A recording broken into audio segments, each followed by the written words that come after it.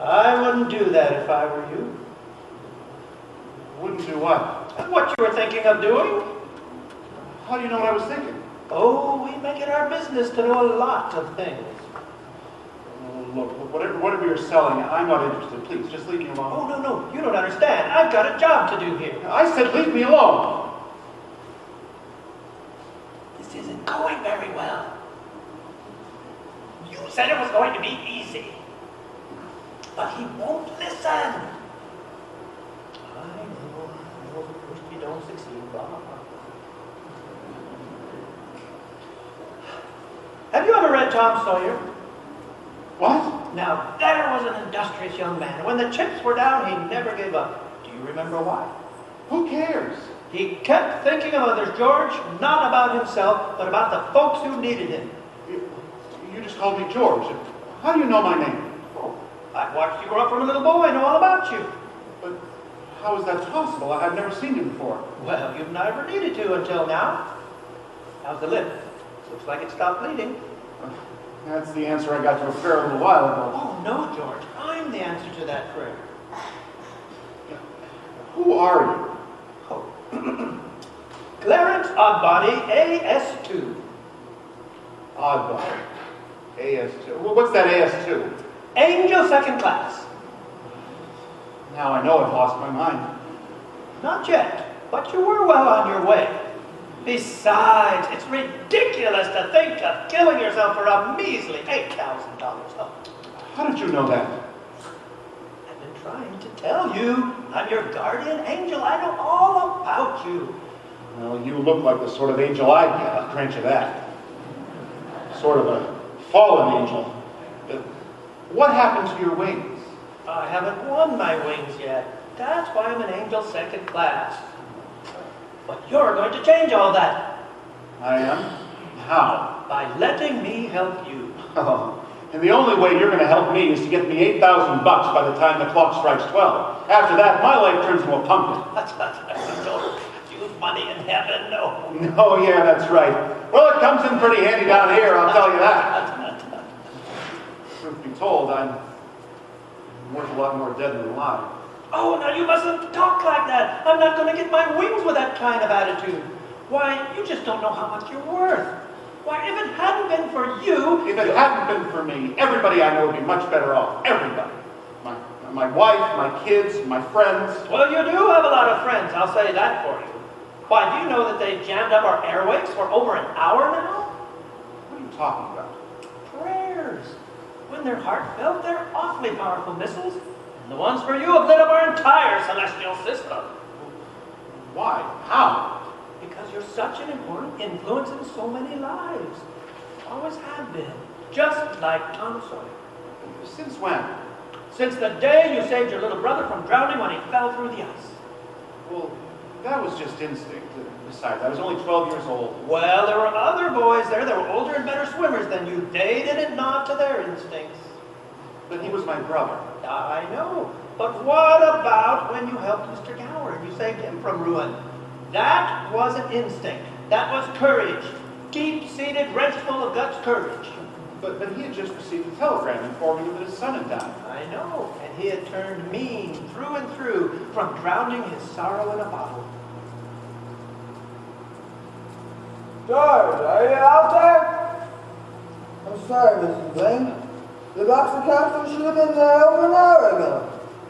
I promise you, they'll be over in 5 minutes. Why didn't you deliver the box of capsules? I couldn't. Why couldn't you? What kind of tricks are you playing, young man? Don't you know the Blaine's boy's very sick? Mr. Gower, you're hurting my sore ear. You lazy loafer! Mr. Gower, you don't know what you're doing. You put something bad in those capsules. What are you talking about? Look, I know you're upset. You got that telegram today and it upset you. I understand that. But you put something bad in those capsules. I'm sure you did. How do you mean? Just look and see for yourself. I tried to tell you when you were filling the order, but you wouldn't listen. But look what you took the powder from. It's not right. I swear it isn't. Oh, Right, your head. Mr. Gower, I won't ever tell anyone. I mean, I understand how you're feeling, but I won't ever tell a soul. I mean, hope to die, I won't. And you never did. Not to this day. That's remarkable. He always cared about us young people. He gave lots of us kids our very first jobs. Well, he never quit caring about you, that's for sure. You remember that handsome piece of luggage he gave you when you thought you were headed off to college? And that was 1,000 years ago.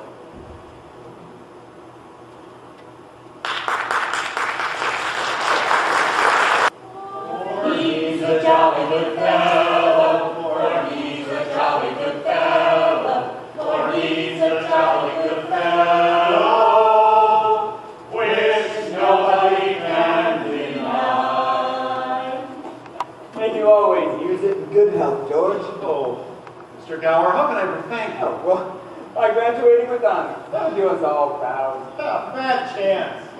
Lay your bet, little brother. I haven't got time. I'm off to my dance. How do I look? Like a goon in a penguin suit? Where's the funeral? That's enough, you two. You look very nice, Harry. Of course he does. That's my tux.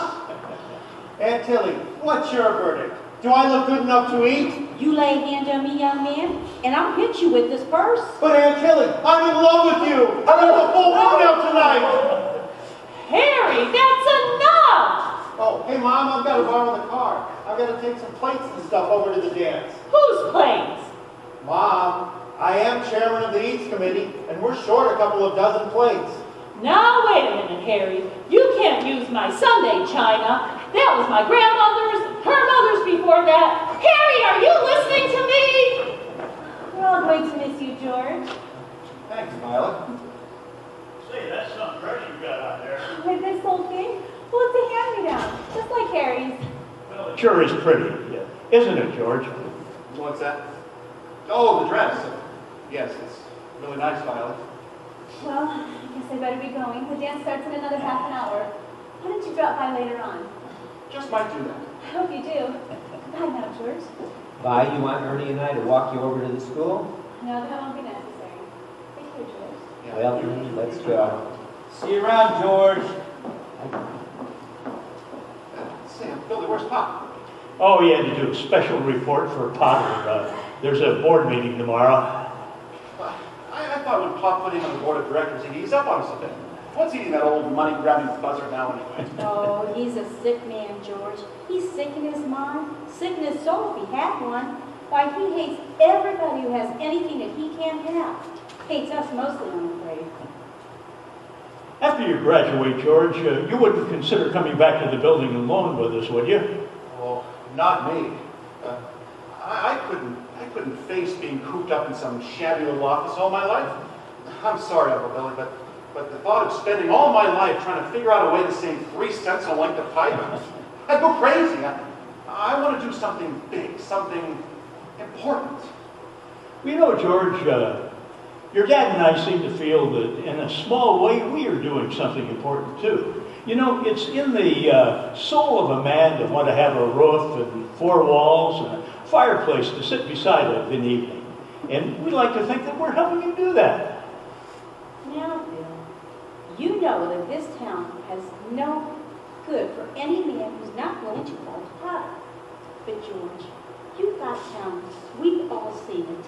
So you go ahead and get yourself an education and get out of here if you must. Have any idea what you want to do, George? Oh, sure. I want to build things like huge skyscrapers and maybe even whole cities. It's been a dream my whole life. Well, you're still after that first million before you're 30, huh? No, I'll settle for half that in cash. Well, your Aunt Tilly and I are sure going to miss you, my boy. Well, I'm going to miss all of you too, that's for sure. Would you mind taking this back up to the house? I think I'll go take a walk by the school and drop in on Harry's dance. Well, you have a good time, son. And you did too, remember? That was the night you met Mary Hatch. Of course, you had known her all your life. She'd grown up behind you 3 or 4 years and was always there in the background, tagging along until one of you boys noticed her and sent her on her way. But that never discouraged her. Nope, not her or any of the other girls. They all had their eyes hooked on you, especially Violet and Mary. But you never took the bait. Not until the night of Harry's graduation party. That's when you danced the Charleston all night with Mary Hatch. Until somebody tripped the lock on that moving gym floor and everyone fell or jumped into the swimming pool.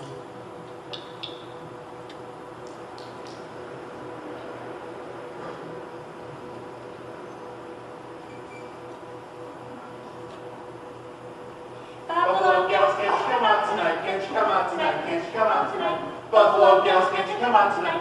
And dance by the light of the moon. A hot dog, just like the church choir. Beautiful. Oh, you should have seen the commotion in that locker room.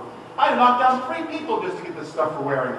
I bet over half your class jumped into that pool. Half the town thought it was a bad idea to build the gym floor over the swimming pool. I wonder who turned the key. Probably somebody jealous because you chose me to dance with you. You think, maybe? Here, let me help you with that old wet dress of yours.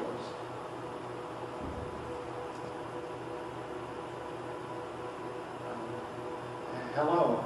Hello. You look at me as if you don't know me. Well, I don't. You pass by me on the street almost every day. Me? Uh-huh. That was some little girl named Mary Hatch. That wasn't you. Do I look as funny as you do? Well, I guess I'm not quite the football type, but you look wonderful.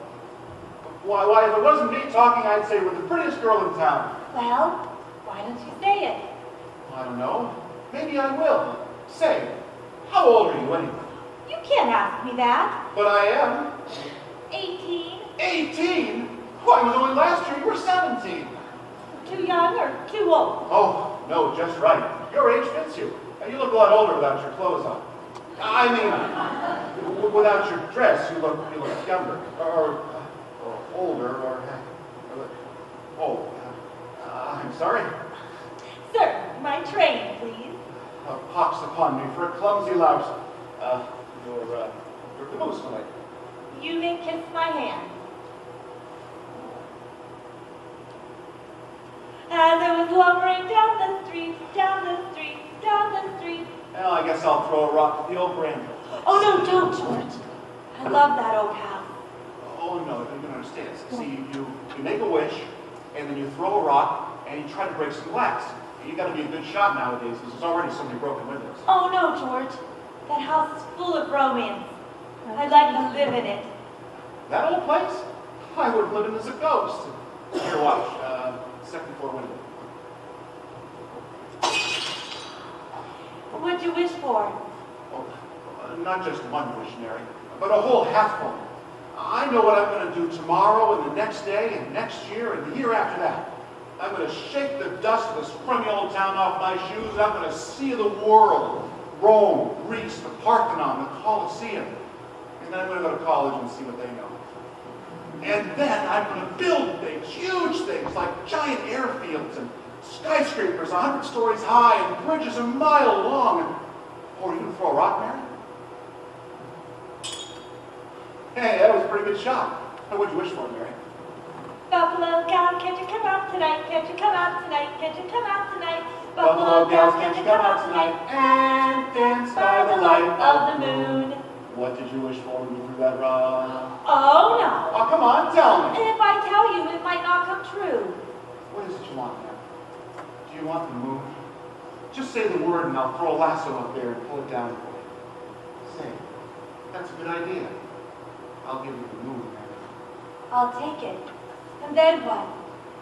Well, then you could swallow it and it would all dissolve, see? And moonbeams would shoot out of your fingertips and your toes and the ends of your hair. Am I talking too much? Yes, you are. Who's there? Why don't you kiss her instead of talking her to death? What? You wasted on the wrong people, Ernie. completely wasted, Bird, this place. Hey, Bird, Ernie, come back here. I'll show you some kiss that'll make your head spin. George, come quick. Your father just had a stroke. Huh? I'm sorry, Mary. I've got to go. Come on, George, let's hurry. Did you call for a doctor? Yes, Campbell's there now.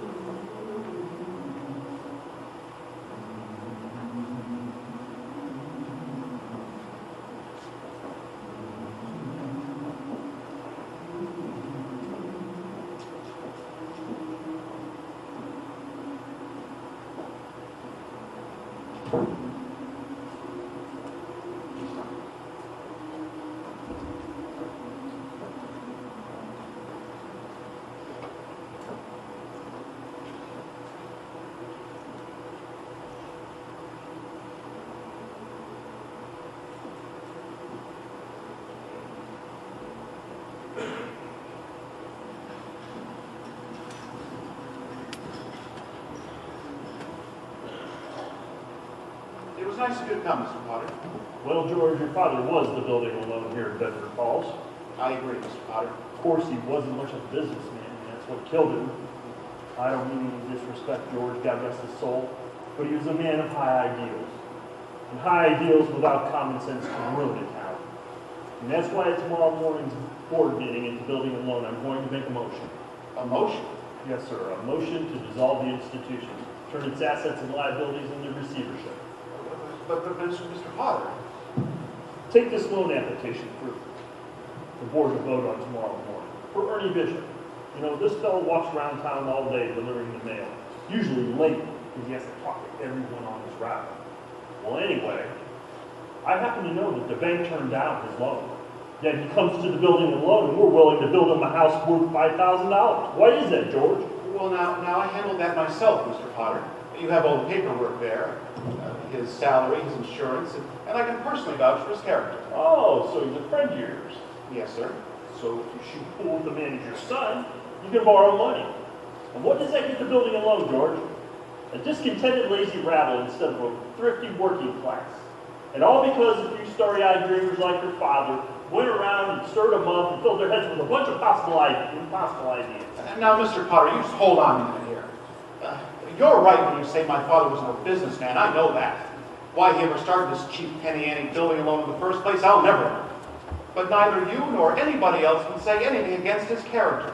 Because his whole life was... Why, in the 25 years since he and Uncle Billy started this institution, never once did he do anything for himself or save any money. But he did help a few people get out of your slums, Mr. Potter. And what's wrong with that? Just remember this rabble you're talking about. Well, they do most of the working and the paying and the living and dying in this community. Is it too much for them to work and pay and live and die in a few decent rooms and a bath? Well, my father didn't think so. To him, people were human beings, but to you, some warped, frustrated old man, they're cattle. Well, in my book, my father died a much richer man than you'll ever be. Well, I'm not concerned with your book, young man. I'm concerned about the building alone. Oh, I know what you're talking about, Mr. Potter. You're talking about something you can't get your fingers around, and it's galling you. That's what you're talking about. Well, thank you for coming, Mr. Potter, and I'll see you at the meeting. Well, you're not on the board. I hold a proxy to attend to my father's place and cast a vote. You see, The way I look at it, Mr. Potter, the people of this town need our family's one-horse institution, if for no other reason than to have some other place to go besides crawling to you. Get me out of here. Sentimental hogwash. I'll tell you one thing, young man. I'll be at that board meeting. I'm going to make that motion. We'll see who has the power in this town.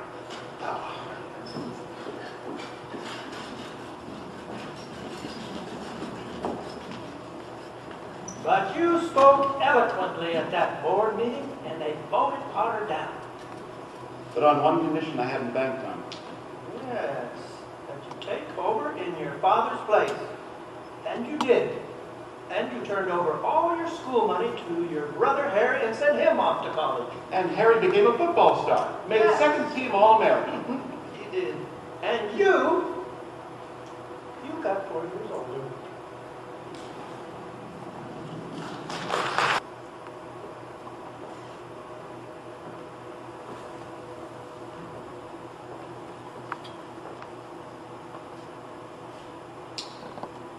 That's for nothing. Hello, Mom. What are you doing? Wishing on the moon? No, I've given up on that. Just out for some air. Did you know Mary Hatch is back from school? Mm-hmm. Came back 3 days ago. Mm-hmm. Nice girl, Mary. Mm-hmm. The kind that would help you find the answers, George. Mm-hmm. Can you give me one good reason why you shouldn't call on Mary Hatch? Sure. Sam Wainwright. Mm-hmm. Oh, it's true. Sam's crazy about Mary. Well, she's not crazy about him. Well, how do you know? Did she discuss it with you? No. Well, how do you know that? Well, I've got eyes, haven't I? Why, she lights up like a firefly whenever you're around. Oh. And besides, Sam's away in New York, and you're here in Bedford Falls. And all spare and wasn't war. Well, I don't know about war. You know, Mother dear, I can see right through you. Right to your back collar button. You're trying to get rid of me, aren't you? Uh-huh.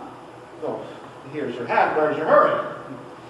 All right, Mother dear, building a lone pal. I guess I'll go out and find a girl and do some passionate necking. George! Are you going to point me in the right direction? This direction? Good night, Mrs. Bailey. Good night, son.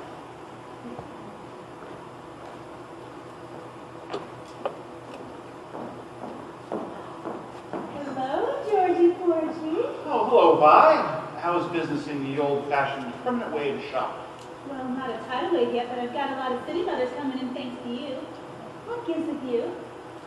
Oh, nothing. Well, where are you going? I'll probably just end up down at the library. Georgie, don't you ever get tired of just reading about things?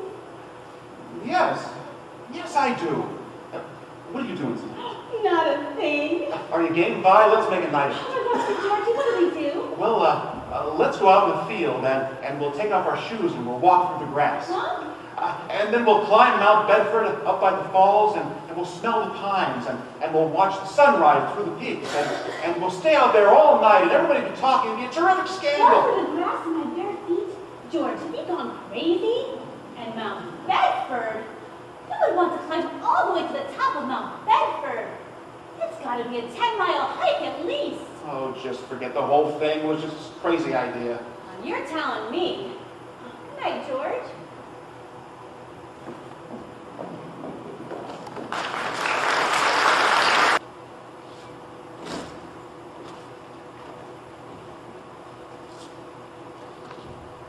So there you are.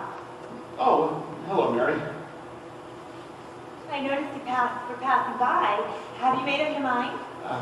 What's that? Have you made up your mind? About what? Of paying a visit. Your mother phoned and said you were on your way over. My mother called you? Well, how did she know? Didn't you tell her? No, I didn't tell anybody a thing. I just went out for a walk and happened passing by. Oh, well, would you like to come over and sit for a minute? Well, maybe just for a minute, but I didn't tell anybody I was coming over here. So, when did you get back from town? Tuesday. Where'd you get that dress? Do you like it? Yeah, it's okay. Say, I thought you were going back to New York with Sam, Nicky, and the rest. Well, I worked there for a few vacations, but I don't know. I guess I was homesick. Homesick for Bedford Falls? Well, yes, and for my family and, well, everybody. Aren't you going to come over and sit? Well, maybe just for a minute, but I want you to know I didn't tell anybody I was coming over here. Well, would you rather leave? Well, no. That is, I don't want to be rude. Then come on over. Okay.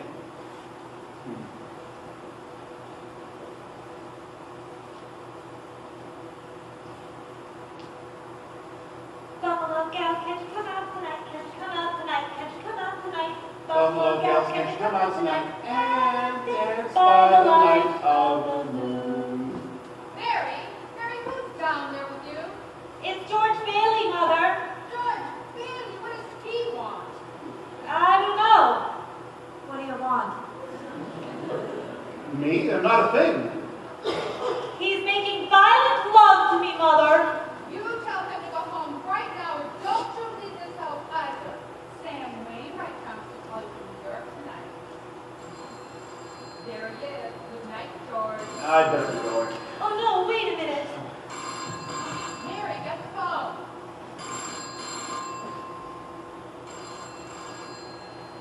Hello? Oh, hello, Sam.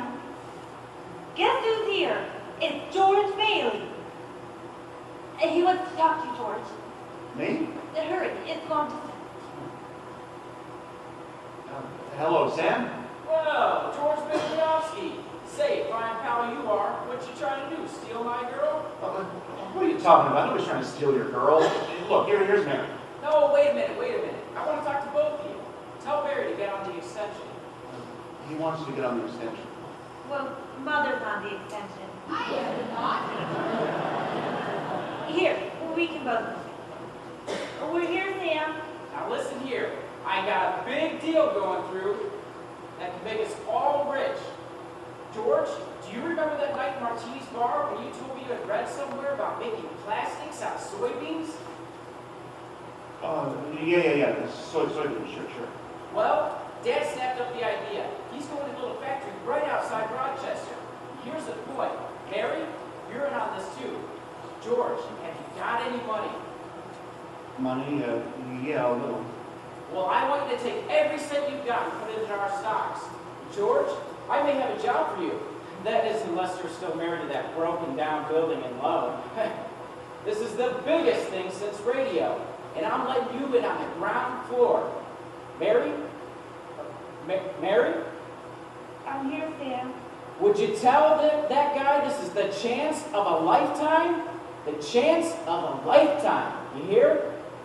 He says it's the chance of a lifetime. Now, you listen to me. I don't want any plastics. I don't want any ground floors. And I don't want to get married ever to anybody. Do you understand me? I just want to do what I want to do. And you're... Oh, Mary. George.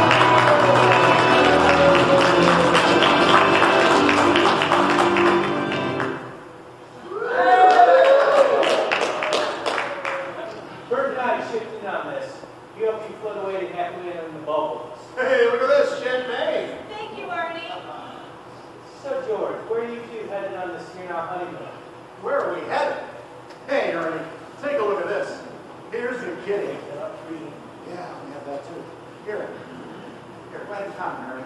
Look, I feel like a bootlegger tonight. You know what we're going to do? We're going to shoot the works. A week in New York, a week in Bermuda, the highest hotels, the richest caviar, the bubbliest champagne, and the prettiest wife. Then what? Then what, honey? After that, who cares? Oh, there we go. Oh. Hey everyone, I hate to break anything up, but there's something funny going on over at the bank. I've never really seen one, but it has all the earmarks of a run, you guys. Oh If anyone's got any money in the bank, you better hurry, folks. Mary, I've got a dog. Very good. no. Oh no, don't, George, don't stop. Let's go. I'll just be a minute. Hold on.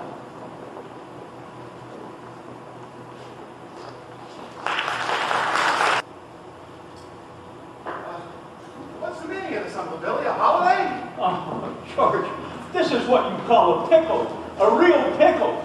All right. Now, what happened? How did this all start? Well, how does anything like this start, George? All I know is they came in and they were going to have a run on all our assets on the bank. When? Oh, about an hour ago. I had to give them all our money. All of it? Every cent. There wasn't even anything left to pay what we owe. Holy mackerel. Oh, the whole town's gone crazy. Oh, Mr. Potter, to what do we owe this unexpected visit? George, are you all right? There's a rumor going on around town you're going to close your doors early. Is that right? Not for another 10 minutes. That's our normal closing time. Glad to hear that, George. Are you all right? Do you want me to call the sheriff? What for? Well, sometimes these crowds can get kind of ugly.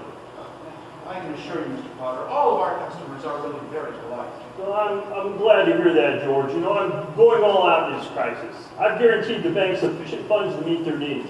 They're going to close down next week and reopen the following week. You've taken over the bank?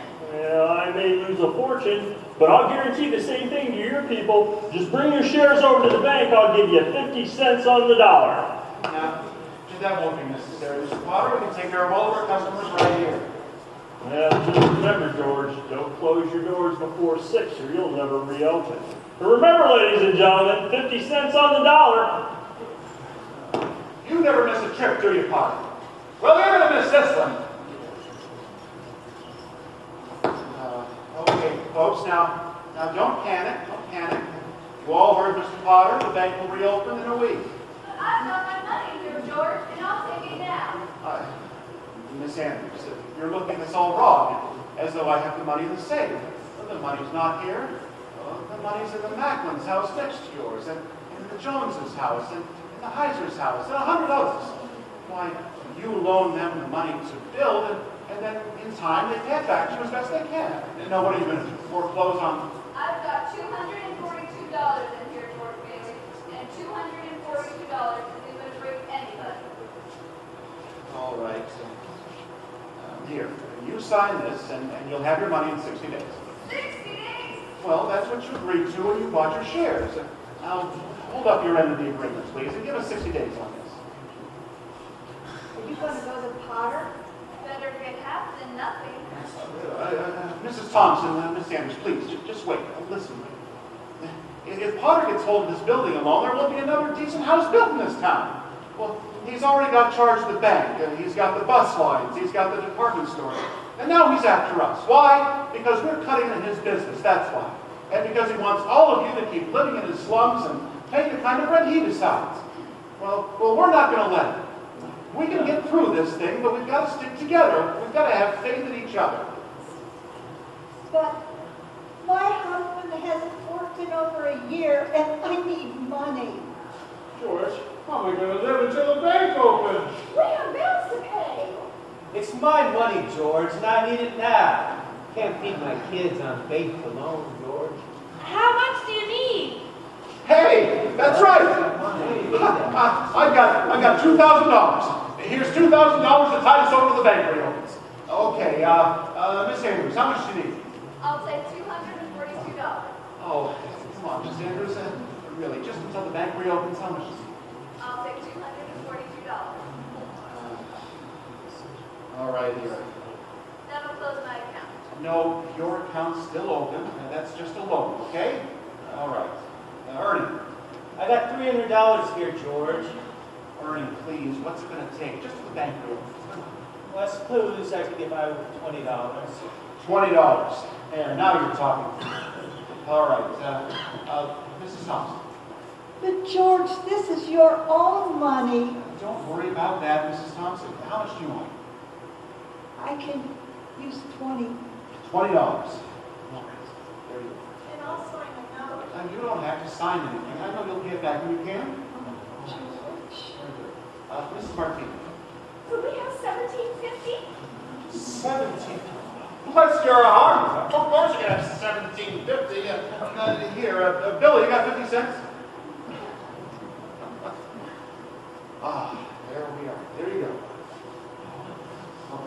go. Here, you take over. Boy, I think we're going to make it, George. We're going to make it. I think so, too.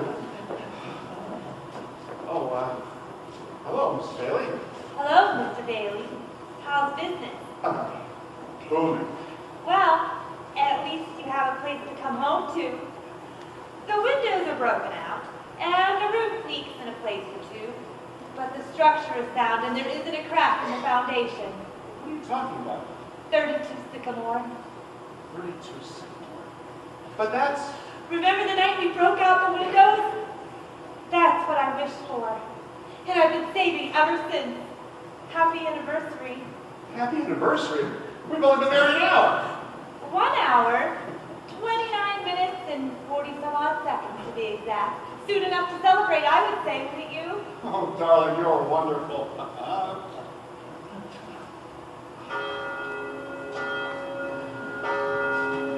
4, 5, 6. Bingo, we made it, George. We're still in business. I've got $2 left. Well, pop the champagne. I'd say we're a couple of financial wizards. Oh, these Rockefellers. Let's open up that safe for these two great big important simoleons. We'll use them for seed money.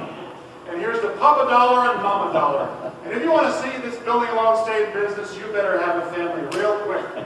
Oh, I wish they were rabbits. Rabbits! You gotta fulfill rabbits. Here's to the rabbits. Here's to the rabbits.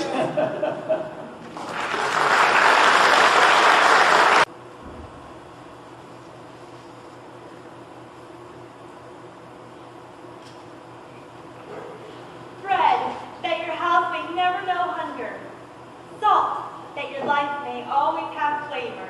And wine, that joy and prosperity may reign forever. Enter the Martini Castle.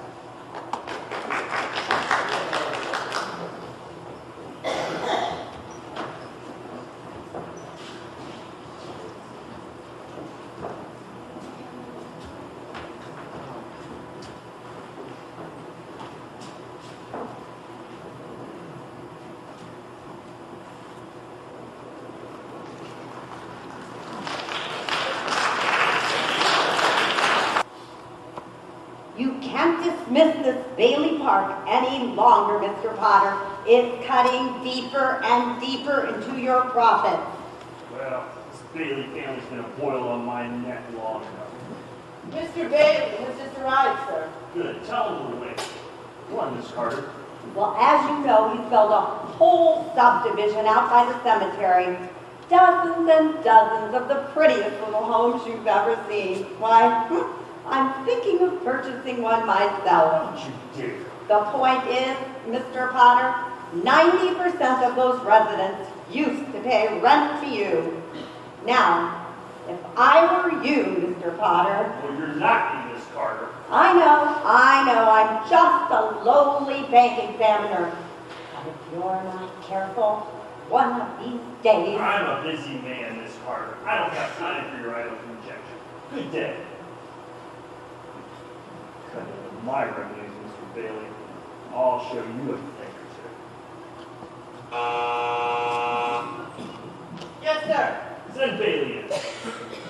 Mr. Bailey, Mr. Potter will see you now. Oh, thank you. Good morning, George. So good to see you again. Mr. Potter, this is quite an unusual request. What's that? Your calling me to ask you to pay you a visit. Well, I don't know what's so unusual about it, George. I just thought the two of us should get better acquainted. Please, sit down. Have a cigar. Oh, thank you. Wow, this is Quite a cigar. You like it? I'll send you a box.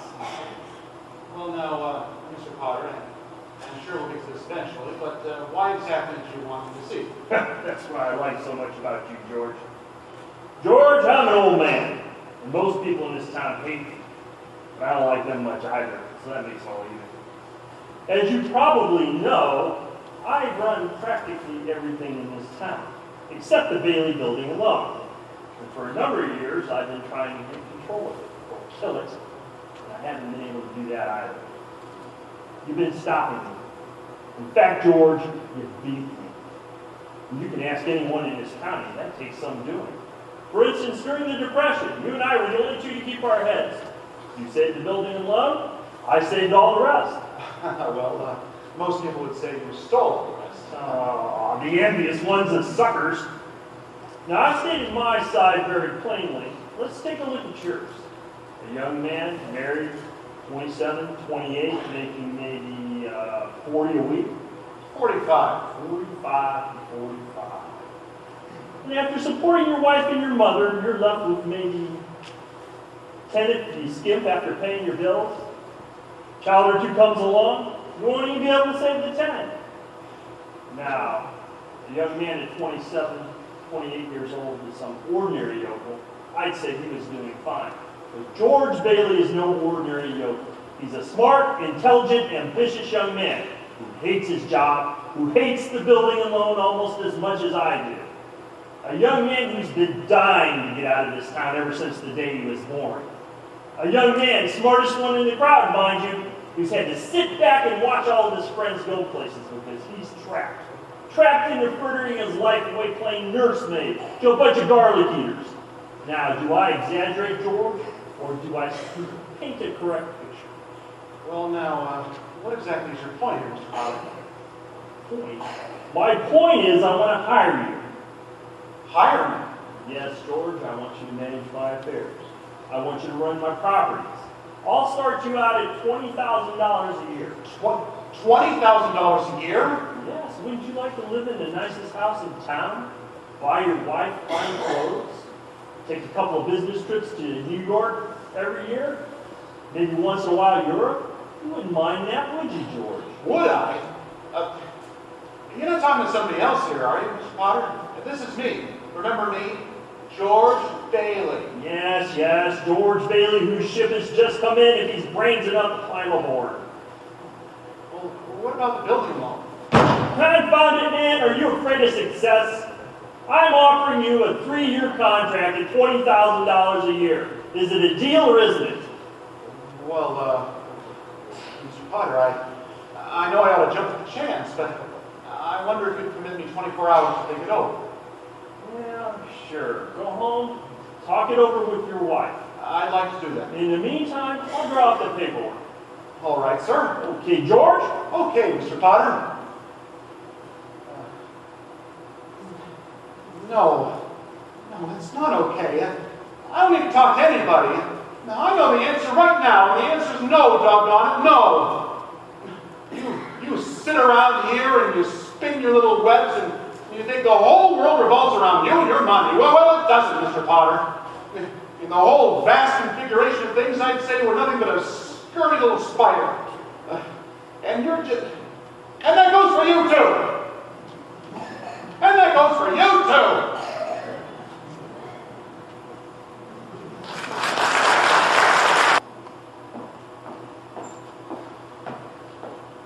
Hi. Been a rough day? Buffalo gal, can't you come out tonight? Can't you come out tonight? Can't you come out tonight? Mary Hatch, why in the world did you ever marry a guy like me? To keep from being an old maid. You could have married Sam Wainwright or anybody else in town. I didn't want to marry anyone else in town. I want my baby to look like you. I mean, I didn't even give you a proper honeymoon. You know, you're what? My baby. Oh, Mary, are you on the nest? In a manner of speaking. Well, is it a boy or a girl? Uh-huh. You were on top of the world then, George Bailey. Couldn't have been happier. But that was nearly 10 years ago. We've been through a war since then. Yes, and your wife Mary's given birth to not one, but 4 beautiful children. Oh, and your brother Harry. Harry received the Congressional Medal of Honor. President decorates Harry Bailey. That was the headline in this morning's paper. Yes, this morning, day before Christmas, about 10 a.m. That's when it all started, wasn't it? You were on your way to get a Christmas tree. And your Uncle Billy, oh yes, Uncle Billy, he was on his way to the bank.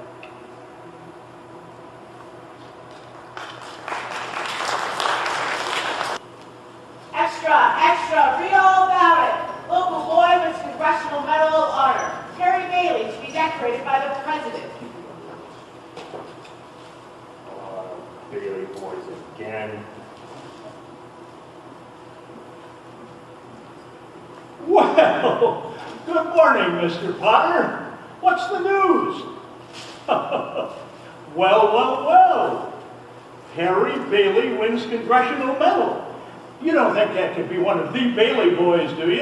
Yeah, you can't take those Baileys down, can you, Mr. Potter? How's that slacker George feel about it? Oh, he's very jealous. Very jealous. Why, he only broke 3 buttons off his vest. You know, Slacker George would have won 2 of those medals had he been allowed to go. I know. He's got a bad ear. That's right. After all, Potter, somebody like George had to stay home. All the heels weren't in Germany or Japan. Give me my paper. Get your own if you want to drool over it. 'Tis the season to be jolly. La la la la la la la. This. Holy mackerel. Wait just a minute. Get me to the bank.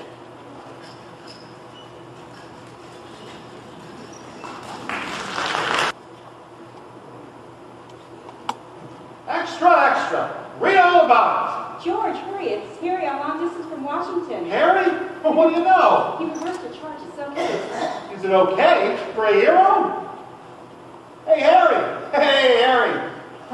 You old 7 guns of a son of a gun. Congratulations. How's Mother standing? She did? I didn't know. Mother had lunch with the president's wife. Wait till Bill hears about this. What do they have to eat? What did they have to eat? Hey, you should see what they're cooking up in town for you. Oh, what? Really? Wow. The Navy's flying Mother home this afternoon. In a plane. So anyway, what? Oh, Uncle Billy? Hold on. Is Uncle Billy back in? No, he stopped at the bank first. He's not here right now, but anyway, tell me about it. So, George. really? That's, He's here again. what one? The bank examiner? Oh. Say, talk to Aunt Tilly a minute, would you? I'll be right back. Oh, hello, Vi.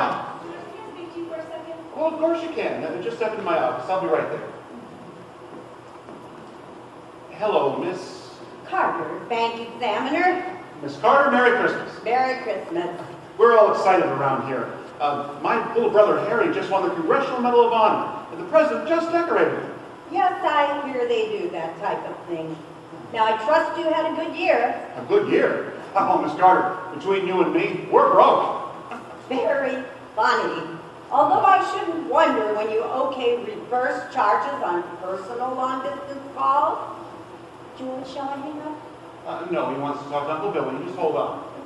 Now, if you'll cooperate, I'd like to be finished with you by tonight.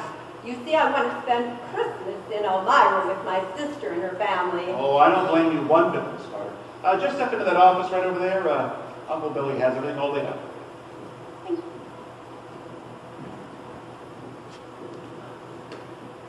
Hurry, Bill, hurry. It's Harry, long distance. Not now. I can't talk to anyone now. But it's your nephew, Harry, remember? Here's your Uncle Bill, Harry. Hello? Yes, Harry? Harry, everything's fine. Yes, everything's fine. Bye. Mr. Bailey. What? Oh, different Mr. Bailey. Well, you'll do just fine. Possibly better. I'd like to see you in the office for a minute, please. I have some questions. Dear, for me? Dear. Well, yes, certainly, of course. Go in the office. I'll be with you in a minute. Where's George? He's in his office with Bass Peterson. Oh, tell him I need to see him as soon as he comes out. Character? If I had any character. Now, it takes a lot of character to leave your home and start all over again. No, George, don't. Here, you're broke, aren't you? Oh, yes, I know. But I think What are you going to do? Hawk those furs and that hat? You going to walk to New York? You know, they charge for food and rent out there the same as they do down here in Bedford Falls. Yeah. Soon it is. Besides, that's a loan. That's my business, building a loan. Besides, you'll get a job. Good luck to you. I'm sure glad I know you, George Bailey. Say hello to New York for me. Sure. And let's, Sure I will. And let's hear from you. Oh, What's the matter? Oh, Merry Christmas. Bye. Merry Christmas, George.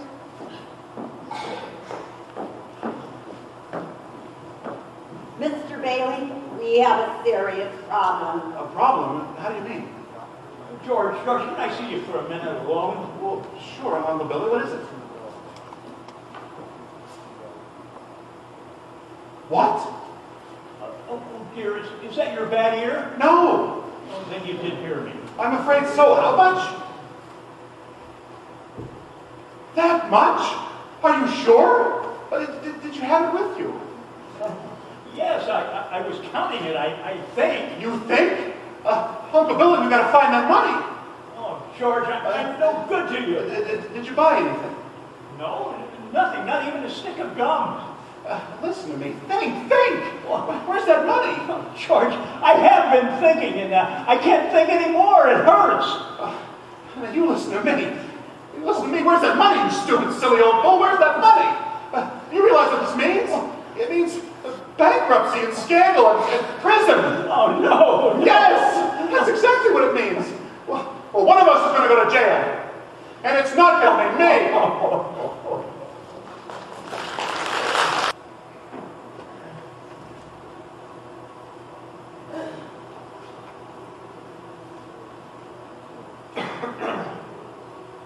Hello, darling. Hello, Daddy. Hello, Dad. How do you like it? True. Bless you. Did you bring the wreath? Dad, did you bring the Christmas wreath? Wreath, what wreath? Well, the Christmas wreath for the window. No, I left it at the office. Is it snowing? Yeah, it just started. Where's your coat and hat? I left them at the office. What's the matter? Nothing's the matter, everything's fine. Isn't it wonderful about Harry? Oh, we're famous, George. I must have had at least 50 calls about the banquet and the parade and your mother. Must she keep playing that? She's practicing for the party tonight, Daddy. Mom says we can stay up till midnight and sing Christmas carols. You can stay up too, Daddy. Dad, the Browns next door have a new car. You should see it. Well, what's the matter with our car? Isn't it good enough for you? Yes, Dad. You better hurry and shave, George. The Baileys will be here soon. Families? I don't want the families over here. Susan, what's the matter with you? She caught a cold.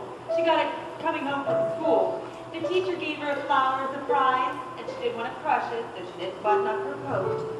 Go to bed, darling. My flowers, she needs a drink. You have a sore throat or something? Oh, just a cold. The doctor said it's nothing serious. The doctor? Where's the doctor here? Well, yes, I called him right away. He said there's nothing to worry about. Are you running a temperature, little one? I don't think so. Just a teensy one, 99.6. She'll be all right.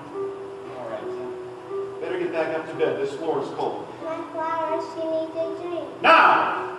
I'll bring up a vase with water in a minute. Now go along, dear.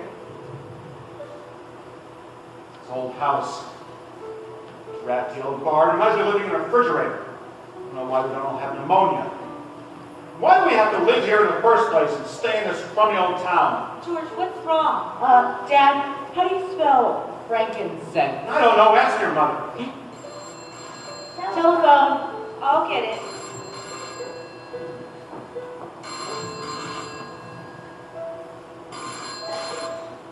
Hello, this is Mrs. Bailey. Oh, hello, Mrs. Welch.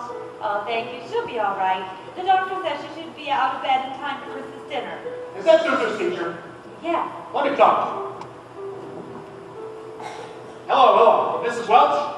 This is George Bailey. I'm Zuzu's father. Say, what kind of a teacher are you anyway, sending her home half naked? You realize she'll probably get pneumonia on account of you? George!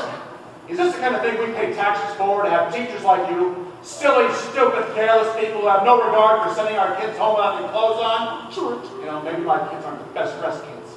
Maybe they don't have the finest clothes, but, you know, that's stupid. Oh, Mrs. Welch, I would apologize for my husband. Mrs. Welch? She hung up. I'll hang her up. Now get it.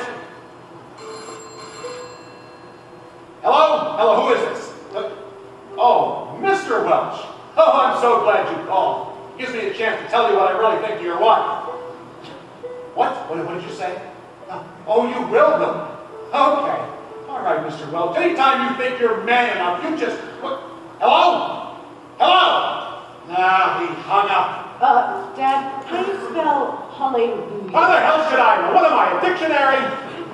Jamie, haven't you learned that silly tune yet? You play it over and over again. Now stop it! Stop it! George!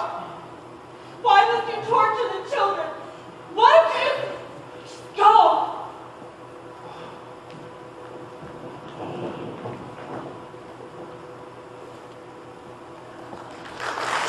Mr. Potter, won't you help me, please?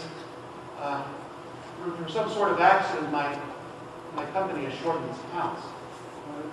The bank examiner's here, and, well, I need to raise $8,000 immediately. Oh, so that's what the reporters were calling about. Reporters? Yes, they called from the building alone. There's a man over there from the DA's office. He's looking for you, George. Oh, please help me, Mr. Potter. Can't you see what it means to my family? I'll gladly pay you any bonus on the loan, any interest. Why, if you still want the building loan, why George, could there be that there's a slight discrepancy in your books? No, sir. There's no discrepancy. I've misplaced $8,000, and I can't find it anywhere. You've misplaced $8,000? Yes, sir. Have you notified the police? No, sir. I didn't want the publicity, but Harry's homecoming tomorrow and all. They'll believe that one. George, tell me, could it be you've been playing the market with the company's money? No, sir. No, I haven't. Well then, is it a woman? Rumors are all over town you've been giving money to Violet Peterson. What? Well, not that it really matters to me, George. But why didn't you come to me in the first place? Why didn't you go to that Sam Wainwright?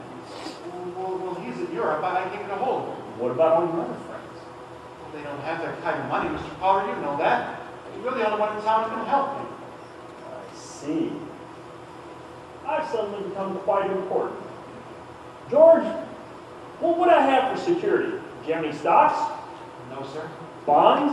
Real estate? Collateral of any kind? I have insurance, life insurance, a $15,000 policy. Yes. How much equity is in it? $500. Look at you. You used to be so cocky. You were going to conquer the world. You once called me a warped, frustrated old man. You're nothing but a warped, frustrated young man. A miserable little clerk, come crawling in here on your hands and knees begging for help. No stocks, no bonds, no securities, nothing but a miserable little $500 equity in a life insurance policy.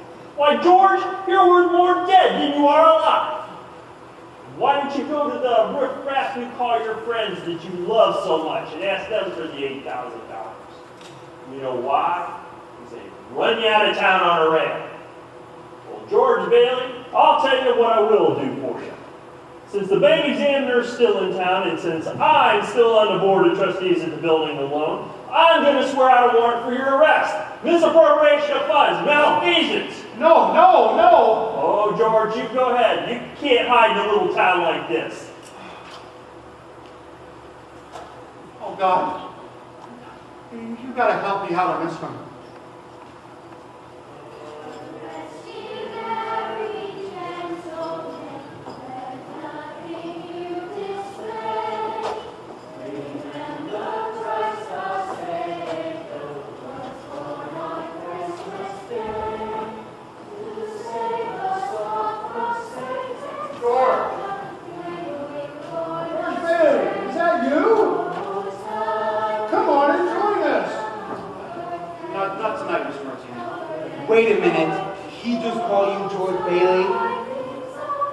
course I did. This is Mr. George Bailey, brother of the young man who's just been awarded the Congressional Medal of Honor.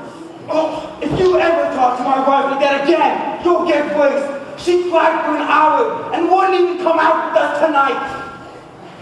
Calm down, Mr. Welch. That's enough. It's bad enough just to slave teaching your stupid kids how to read and write. You have to pull her out. Mr. Welch! Ah, to hell with it. I'm going home. Come on, everybody. This is Christmas Eve. We should be celebrating. You aren't ready to say any more? Yeah, of course we are. Come on, everyone. Oh, tidings of comfort and joy, comfort and joy. You all right, George? Sure. Let me take you home. No, I'm waiting for somebody. Please, just leave me alone. Go with your friends. You sure? Here's my life insurance, please. What?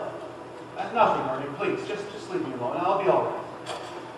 Ernie, are you coming? I'll be right there. You sure you'll be all right, George? Yes, I'm sure. Just leave me alone. Okay, Merry Christmas. Yeah, Merry Christmas.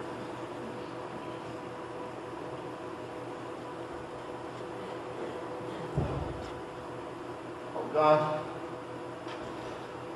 God, you've got to help me out here. I'm not a praying man, but if you're up there and you can hear me, please show me the way. I'm at the end of my rope. Please, dear God, please show me the way. And that's where I came in. Well, you actually heard my prayer up there? Well, yours and about a dozen others. You'd be surprised at how many people are concerned about you. Oh, not after they find out how I've ruined their lives. Oh, George, you haven't ruined their lives. Besides, it wasn't even your fault. Well, of course it's my fault.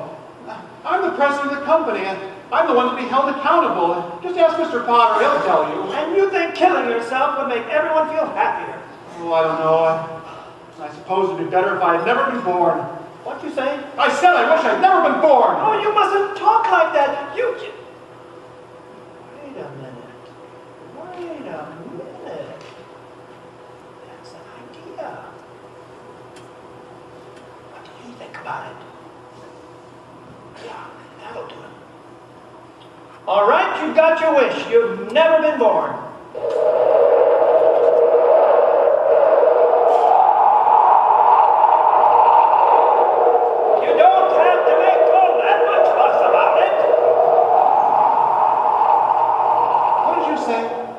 You've never been born. You don't exist. You haven't a care in the world. No worries, no obligations, no $8,000 to get. Not even Potter looking for you with the sheriff. Say something else in that ear. Yes, you can hear all of that here, George. Well, that's a doggonest thing. I haven't heard anything out of that ear since I was a kid. What's going on here? We wish you a Merry Christmas. We wish you a very Merry Christmas.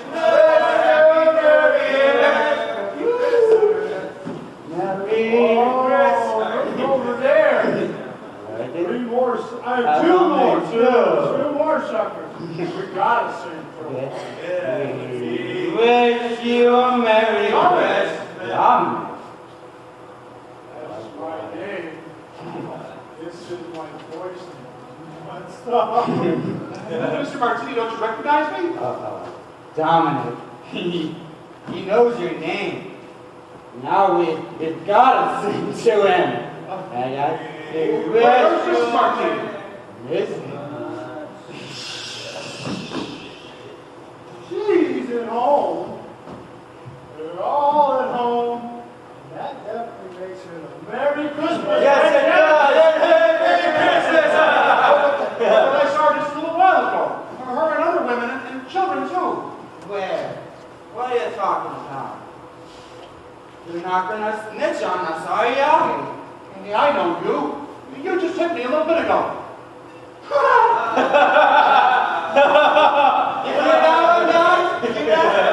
I already hit him. Let me try it again. Ah, come on. Leave the sucker alone. He's worse off than we are. Look, it's the panhandler. He's caught up with us again. Come on, let's get out of here. I gotta hit him first. But this time, I promise I'll remember it. Yeah.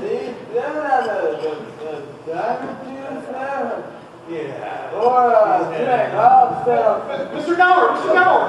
Don't you recognize me? I'm George Bailey. Come on, these guys are worth it. You owned the corner drugstore. I used to work for you as a kid, don't you remember? Nah, I know I don't like that.